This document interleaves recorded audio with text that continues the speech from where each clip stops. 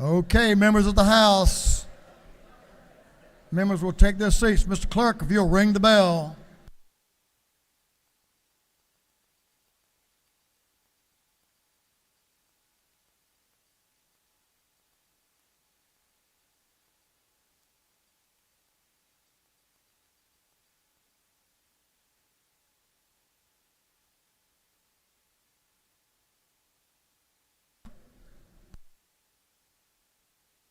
Members will please take your seats.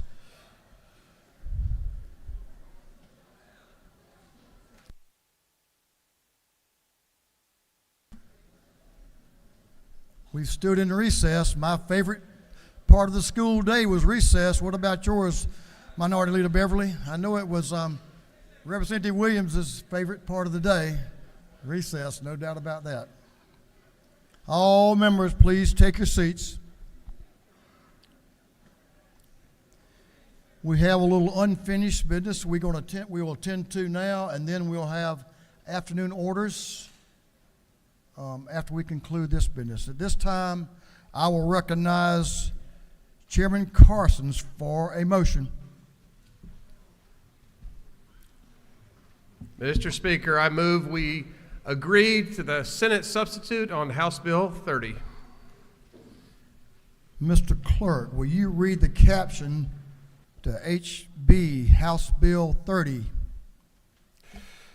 House Bill 30 by Representative Carson of the 46th, Abstention of the 104th, Panitch of the 51st, and others, to be entitled an act to amend Chapter 1 of Title 50, the Official Code of Georgia Annotated, relating to the general provisions relative to state government, so as to provide for the definition of anti-Semitism.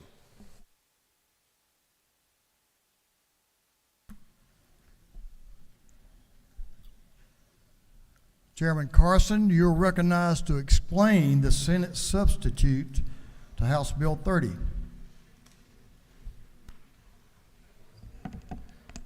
Well, folks, some days I didn't know if we were going to get here or not. But what this bill does is very, very similar to what we passed in 2022. We passed this bill in 2023.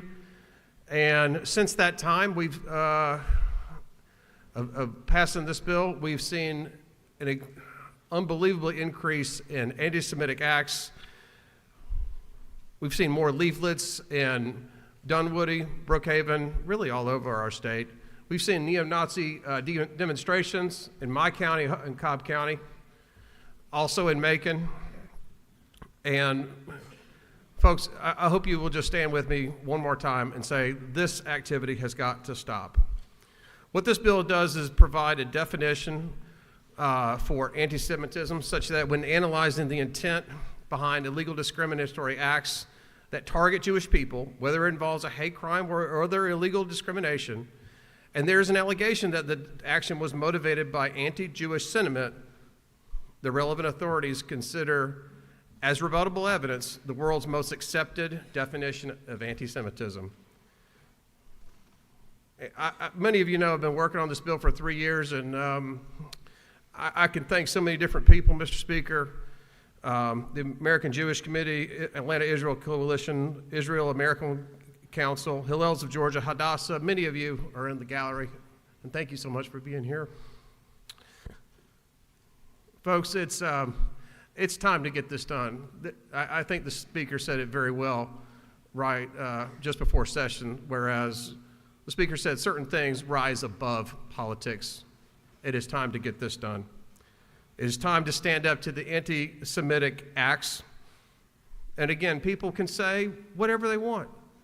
You can see that in the bill, that First Amendment rights of free speech are still protected. Folks, I want you to join with me and show the nation who we are as Georgians and stand up to this anti-Semitic behavior once and for all.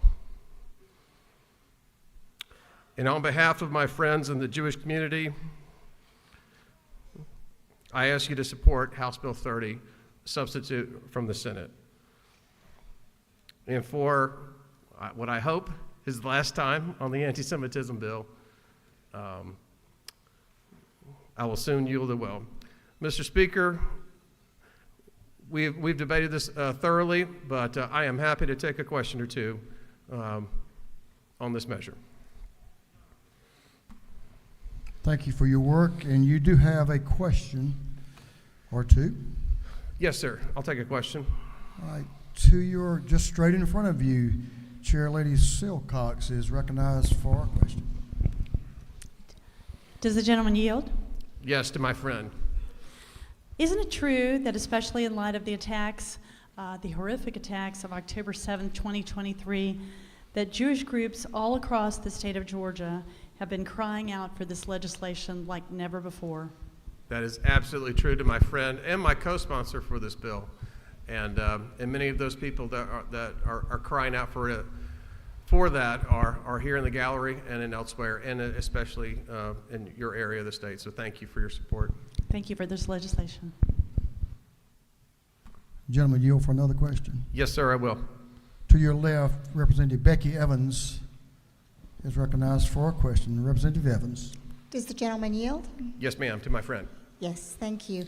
Isn't it true that this definition of anti-Semitism that we are passing today is not codified into our law, but it refers to the IRA definition that's listed separately? So the definition is not codified in the law. Is that true? Well, it's referred to, just like we do with other definitions with regard to federal health care programs, with regard to the national insurances commissioners, with regard to the American Forestry Association. There's many times that we in our state code refer to a definition, but we don't subjugate our legislative authority. We tie that definition to a certain date, just like we've done here.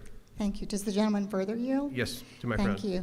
So isn't it also true that this definition includes examples? Believe there are 11 examples of anti-Semitism. Yes, ma'am. Those 11 examples are part of the IRA definition, yes. That's true. And isn't it true that 7 of the 11 examples refer to criticisms of Israel? If the gentle lady so states, but again, this protects free speech, and it is not, no one can be arrested, and no one has ever been arrested. That's one thing that hasn't been stated in this Capitol. No one has ever been arrested for speaking ill of Israel.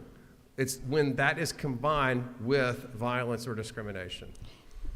Yes, thank you. I just have one final, but does the gentleman yield for one more? To my friend. Yes, I would.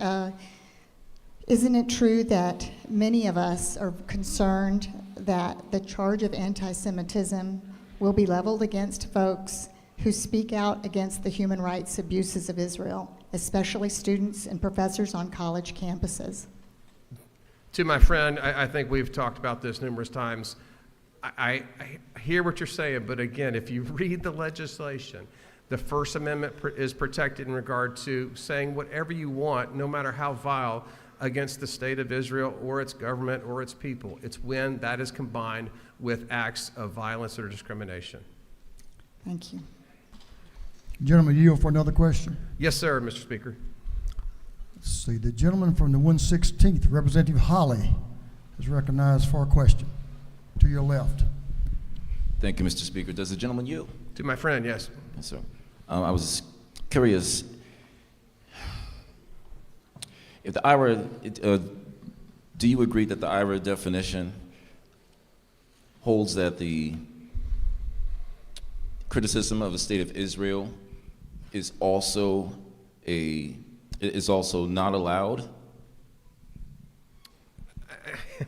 You know, we're getting so many questions about this. I would refer many of you to lines 29 through 34, which specifically state that nothing in this bill should be construed to infringe upon the First Amendment, including our freedom of speech. Do you further yield? Yes, sir. But if the IRA definition itself, this is your bill, and you place this in here, and if the IRA definition itself literally says that it literally conflates the criticism of the political government of Israel with anti-Semitism. Mm-hmm. Now, granted, you may not necessarily want to say that on the microphone, but literally because you put this definition in here, and this bill does support that, then this would not also literally stop average citizens from exercising their First Amendment right to speak about the 30,000 Palestinian civilians that are literally been killed in a genocide committed by the state of Israel. Would this not stop them from being able to speak about that? This would not stop. And what I would further say to opponents, my friends that are opponents on this bill, please identify one person who has been arrested because of a similar statute in another state or by the federal government's executive orders. Please name me one person has been arrested or charged with anti-Semitism just based on speech. It does not exist. It was said on the Senate floor there's 33 states that have passed this. It's actually about 37 states that have it, either by executive order or, and 10 of those, 37, by statute. People are not arrested for their speech. They're arrested for their discrimination and violence. My last question, if you further yield. To my friend.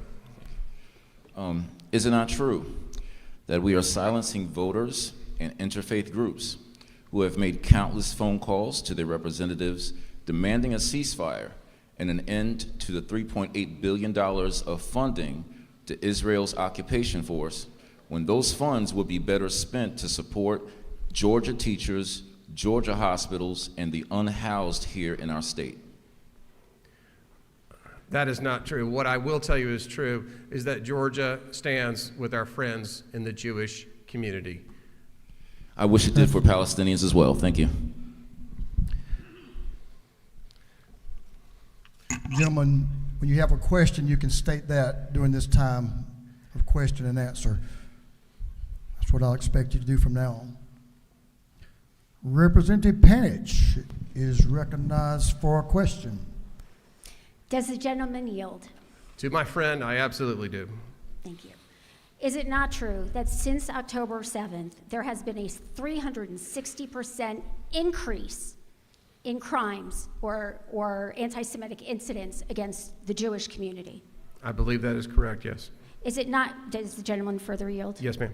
Is it not true that the Jewish population in the United States only makes up about 2% of the population, but it has about 60% of all hate crimes targeting them? That is true. I believe it's a little bit over 60%. Does the gentleman yield for one Yes, final ma'am. question?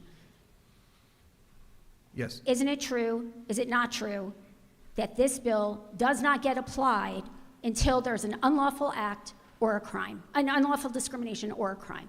That is absolutely correct. Gentlelady knows what she speaks, as usual. Will the gentleman yield for one more question, maybe? Yes, sir, Mr. Speaker, I will. One question.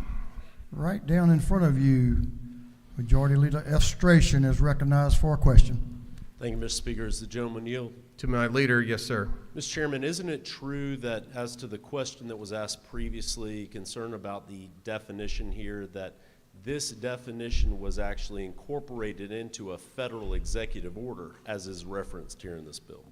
That is absolutely correct. It was referenced to the executive order dated December 11th, 2019. Members, you can see that in the Senate substitute lines 21 through 22. Yes, sir.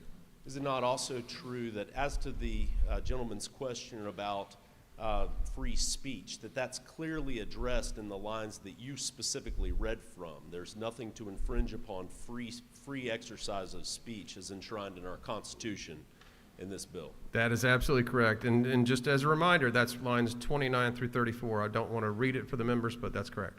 Mr. Chairman, isn't it true, just as this House led in the passage of hate crimes and passed the anti-Semitism measure last legislative session, by passing this today, we are clearly standing in support with the Jewish community and acknowledging that an attack on a group because of their religion is an attack on law and order and should be defined in Georgia law?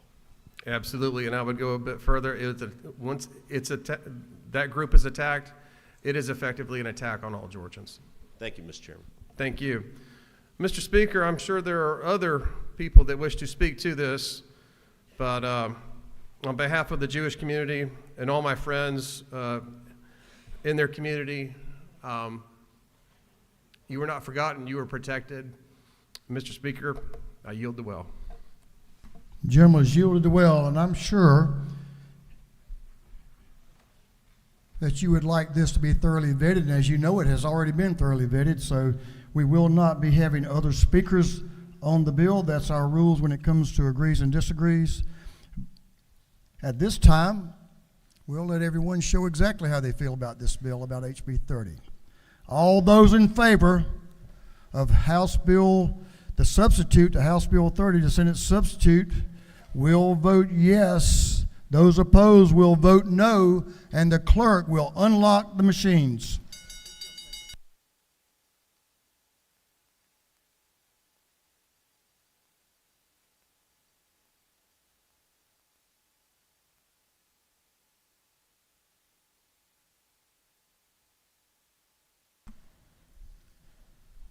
We do allow parliamentary inquiries. For what purpose does Representative Park Cannon rise?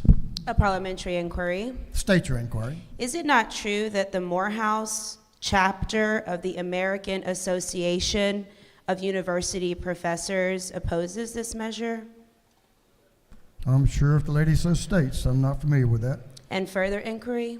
State your inquiry. Is it not true that Morehouse College stands on a proud tradition of combating racism and anti-Semitism?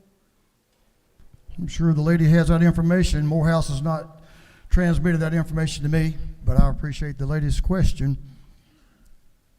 For what purpose does Representative Martin rise? Parliamentary inquiry. State your inquiry. Mr. Speaker, isn't it true that in addition to the lines on 29 and 30 that we adhere in this state to the Constitution of the United States and in Article 6, Paragraph 2, known as the Supremacy Clause? Any law we pass in this state cannot stand superior to the U.S. Constitution, which guarantees free speech to every American on any issue as long as the Constitution stands. Isn't that true? The Supremacy Clause is higher than state law in Georgia. Mr. Chairman, I know you chair higher education. I'm sure you've read that Constitution several times, so I'm sure your opinion is correct. Thank you for stating that.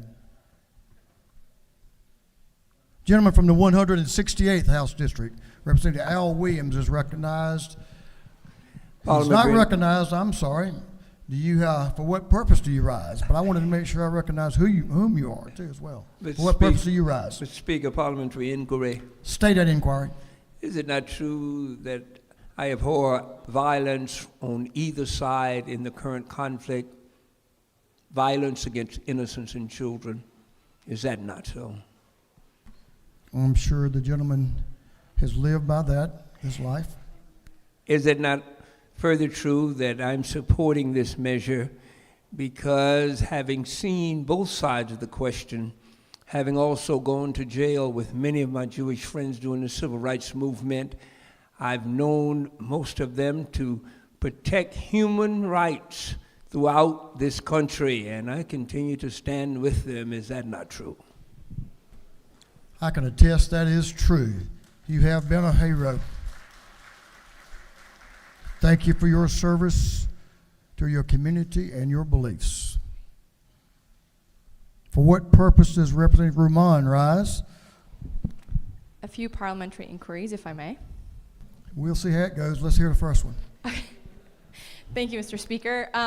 My first parliamentary inquiry refers to the fact that is it not true that this bill is different than the one that we passed last year that addressed some of the free speech concerns that were presented to this body last year? Repeat that. Is it not true that this version of the bill that we are voting on today is different than the one that we voted on last year? That's true. This is a substitute, and the gentleman explained it. And is it further not true that in this substitute, it does not actually include the definition in the bill itself? Instead, it references a website? I don't think that's exactly correct, but I'm sure that's the way the lady has read the bill, and that's her understanding of the bill. Final parliamentary inquiry is it not true that part of the reason that we made the amendments that we did is to address the concerns about the examples on that website as it pertains to the definition? I'm sure there was an effort because, as we all know, we passed this bill last year, and there was a big effort to perfect it, some people thought, and certainly everyone in this House had an opportunity to vote their conscience on this bill, as they're going to have that opportunity in just a moment, because I've just about had my last parliamentary inquiry. Let's see. We'll take a couple more. For what purposes, Representative Cox? Rise. Mr. Speaker, parliamentary inquiry. State your inquiry. Is it not true that after session last year that my dear friend Rabbi Silverman in Cobb County in their synagogue was hit with anti-Semitic threats and aggression over in Cobb County? I did see that in the news. Yes, I did. I think that is true, as the gentleman states. Further inquiry. State your inquiry. Is it also not true that today in the state of Georgia we can make a stand for the people of Israel and the Jewish community by letting them know that they're safe here, they can go to school, that they can live their lives and celebrate all that life gives them without the fear of being harmed by what we're trying to pass this day? I think the gentleman believes everything he just said, and we're going to give everyone that opportunity right now. I'm going to take 2 more parliamentary inquiries, and then we're going to be finished. For what purposes, Representative Campbell? Rise. Thank you, Mr. Chairman. Parliamentary inquiry, please. State your inquiry. Is it not true that as a body, we wish for prevailing peace around the globe and in the Middle East? I'm sure the lady believes as she speaks. And is it not true that in the spirit of unity, the reading of the actual definition of anti-Semitism would have been a respected action that this body could have taken and could still take? I think the action before this body is on your desk. You put your vote on the board, and we'll see what you believe and what the members believe. Thank you, Mr. Chairman. One last parliamentary inquiry. Representative Montahan, I think you have something to add here. Thank you, Mr. Speaker. Parliamentary inquiry. State your inquiry. Mr. Speaker, isn't it true that the late Dr. Martin Luther King Jr. once spoke on anti-Semitism? And he said that anti-Semitism, the hatred of the Jewish people, has been and remains to be a blot on the soul of mankind. I'm sure the gentleman believes that quote and stands by that quote and lives by that quote.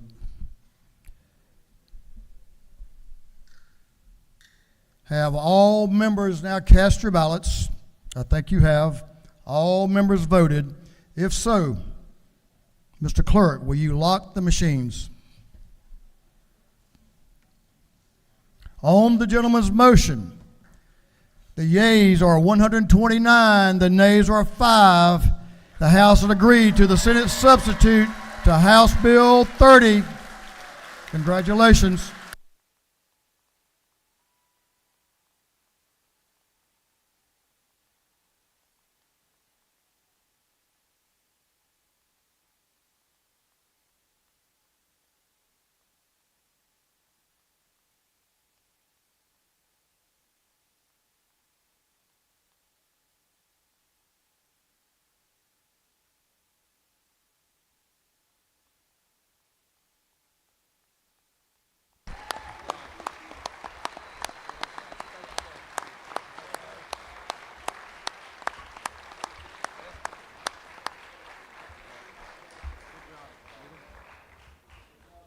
Members, I'm going to take this opportunity to remind every one of us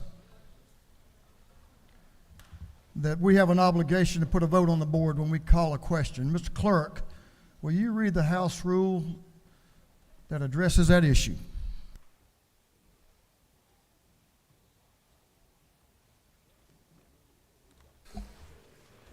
Rule 133, when the question is put, every member within the chamber shall vote unless the member is immediately and particularly interested therein, or unless the member is excused by the House.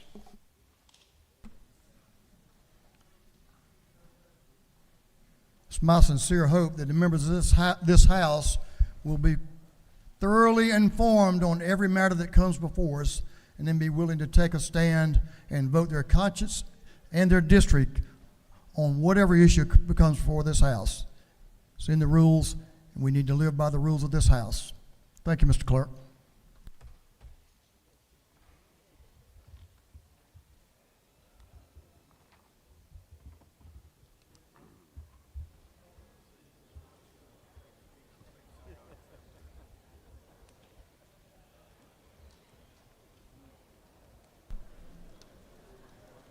We'll move on to afternoon orders at this time, and we'll recognize representatives.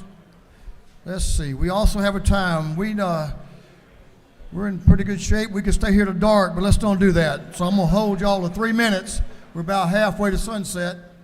We're gonna hold you to 3 minutes, and it will be enforced. Representative Bennett and Representative Cummins have pretty neat afternoon order. The ladies are recognized. Thank you, Mr. Speaker.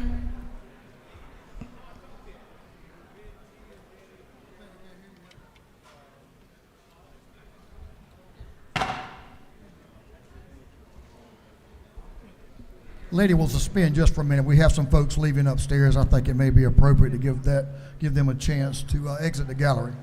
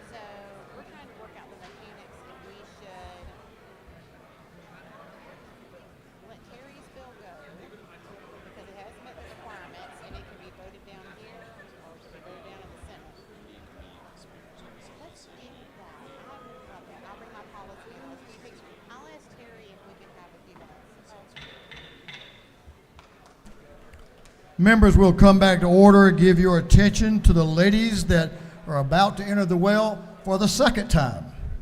Representative Bennett and Representative Cummins are recognized for an afternoon order.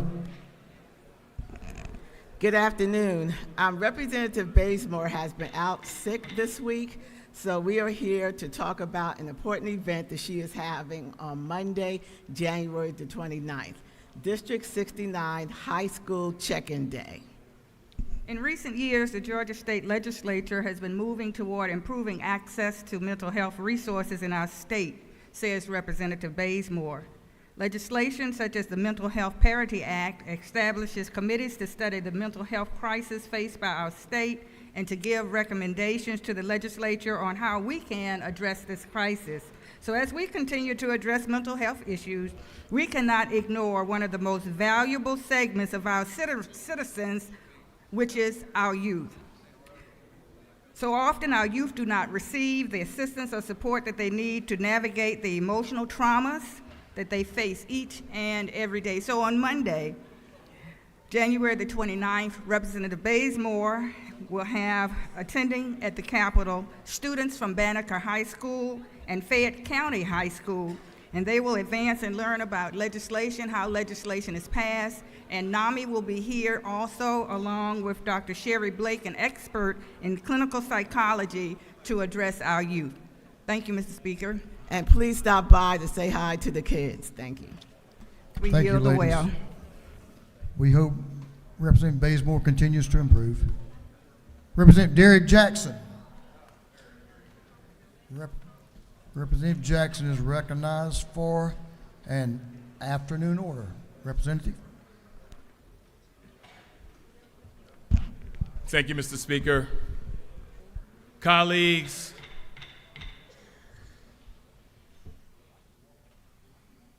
thank you, Mr. Speaker. Colleagues, I rise for a moment of silence. I rise for a moment of silence because we're not trying to politicize an event that has hurt so many Georgians. So many Georgians.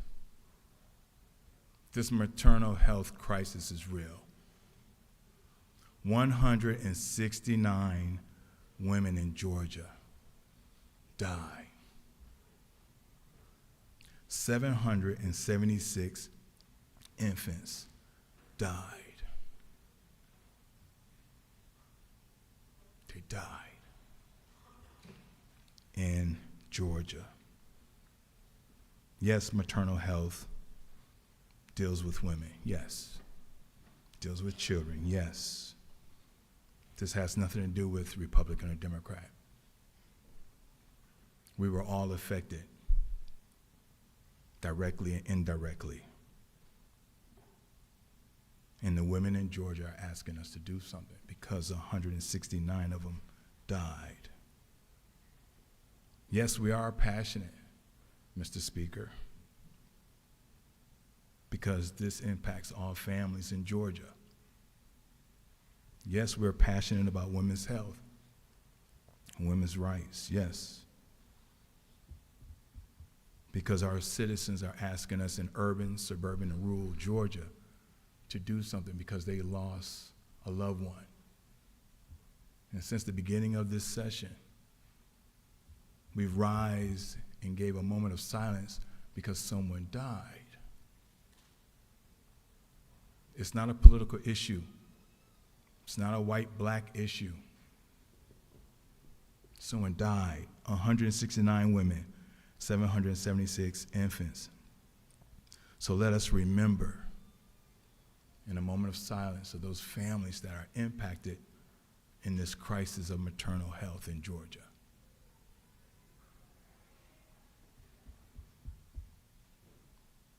Thank you, Mr. Speaker. We yield the well.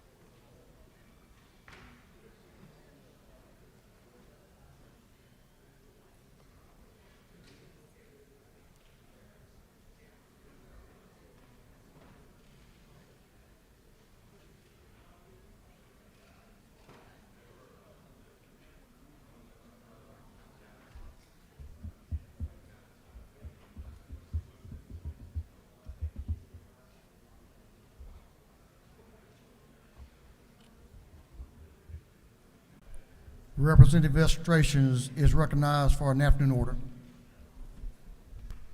Thank you, Mr. Speaker. So this is my 10th year as a member of the House. It's the honor of my life to serve in this body. I think my most meaningful moment is each day when the chaplain of the day asks us to stand together in unity. And when we stand all as one together at this House, it doesn't matter your political party, it doesn't matter what issue you maybe were debating, arguing about ahead of time. We all stand together and we all act together as one. Now, you know, the issue of maternal mortality is something that obviously we all care deeply about. We've heard members of both political parties talk about it. I served on a study committee several years ago working on it. Chair Lady Cooper has worked tirelessly on this issue. But we also recognize that we're a House family. And when there's a death in our families, when there's a tragedy that occurs in our legislative districts, we come here to this well with the Speaker's permission, and we tell the membership about it.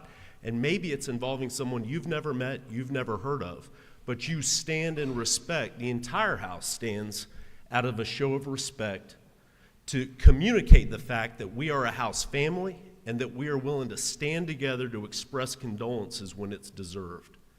And a circumstance where that unity that we all, I think, can take pride in because it transcends your political party. It has nothing to do with what part of the state you're from. We're standing together.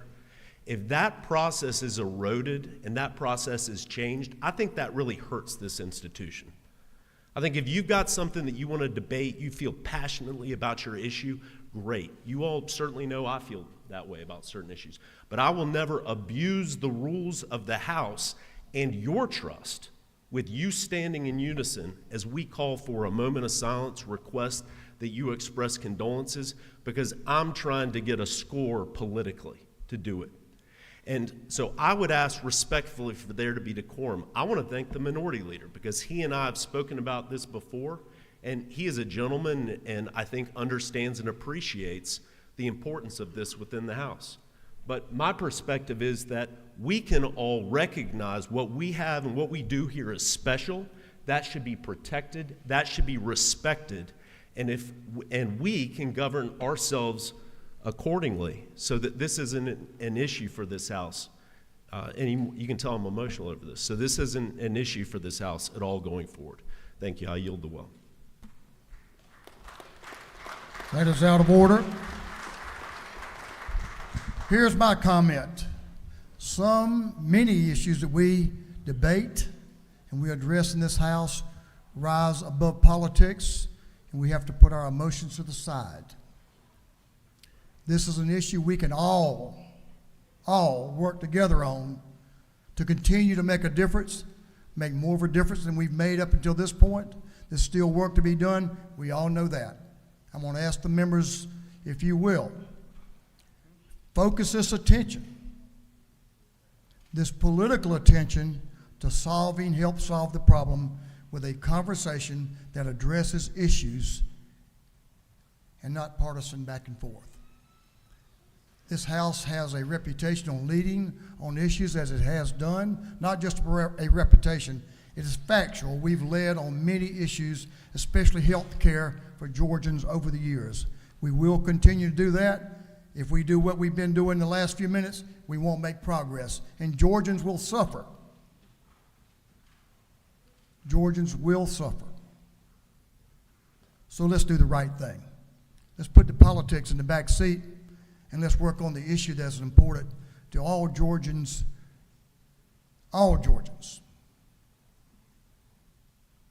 Several of those issues we will be addressing this session.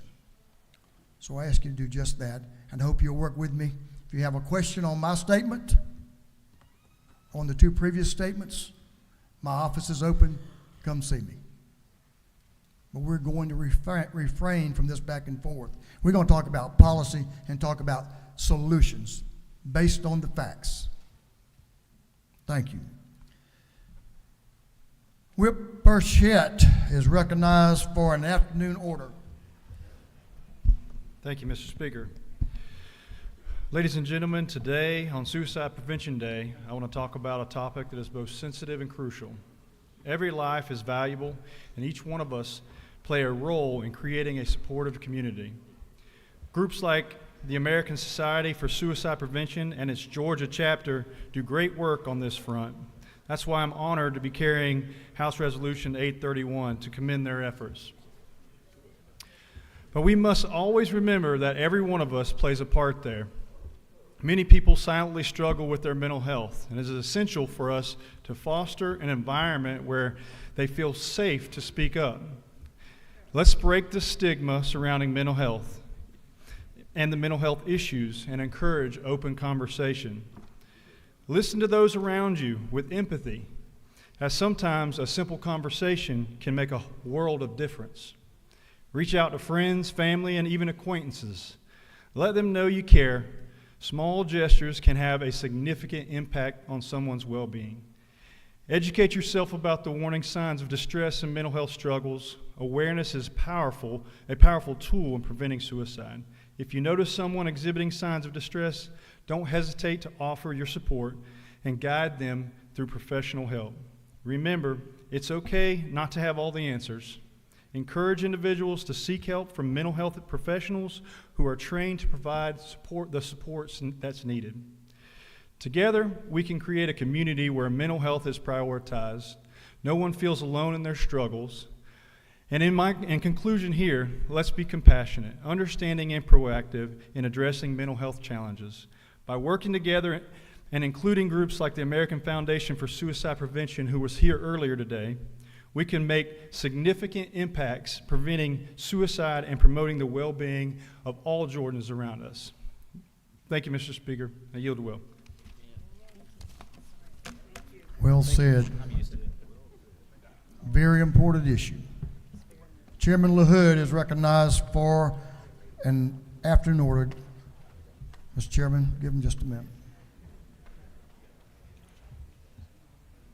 Chairman LaHood. Thank you, Mr. Speaker and members. As chairman of the House Governmental Affairs Committee, I'd like to draw your attention to this flyer that was on your desk this morning. It may still be there, and this is to announce the Georgia Municipal Association's annual legislative networking and capital connections breakfast at the Atlanta Hilton. And there will be a shuttle Monday morning to get you there from the Capitol. Starts at, I believe, 6:30.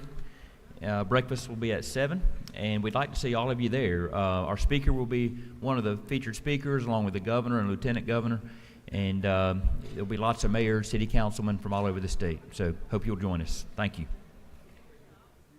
Thanks, Mr. Chairman. That's a great event. Good folks from all over Georgia, no doubt.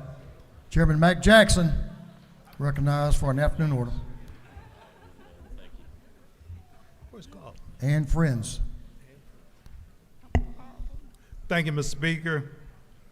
Ladies and gentlemen, on Wednesday, January 17th, around 6:15 p.m., we had a 2-alarm fire at the landmark.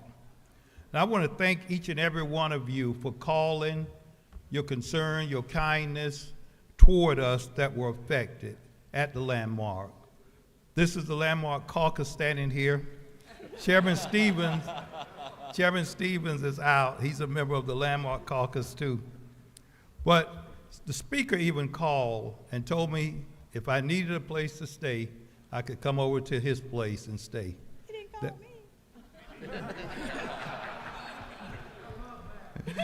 me. But several people called, several of you were concerned. It was a serious fire, and Representative McDonald has helped me to get the fire department. They'll be down here on Thursday of next week so that we can thank them for a job well done. I've learned that in this house, you build relationships. And I've got a friend that says, in life, everything moves at the speed of relationships. And Representative Al Williams called me yesterday. I was at a funeral, and he had found me another apartment to live in. But building relationships is so important. Representative Chairman Green has always been there to give me advice. My good friend, Representative Hughley, has always been there while we've been at the landmark. But we are a caucus, and Chairman Green wants to say something. You know, it was a devastating thing to come back from a dinner and see your apartments on fire, and that you couldn't do anything about it. And thank you to the Atlanta Fire Department. And thank you to Penny Houston, who let me stay at her apartment in another bedroom. And thank you. I had a shirt the next day and a tie, and so I will get those back to the individual. But thank y'all so much. Y'all are a loving and caring family. God bless every one of you, and thank you. We're glad you guys are all okay. Representative Hughley, I do have a pull-out couch. If I'd just known you were part of the caucus, we would have been fine.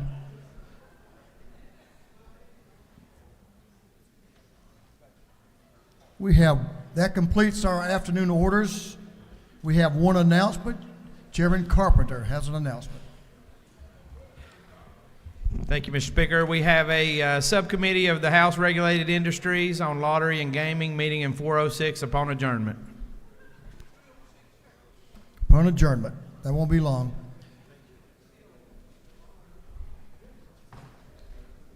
Let me give you guys a couple of reports. One of them is that Scotty Long is home from the hospital, doing a little better, getting better. Get well soon, Scotty. We miss you, man. We really do.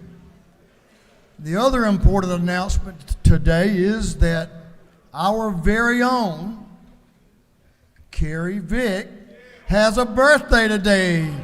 Carrie.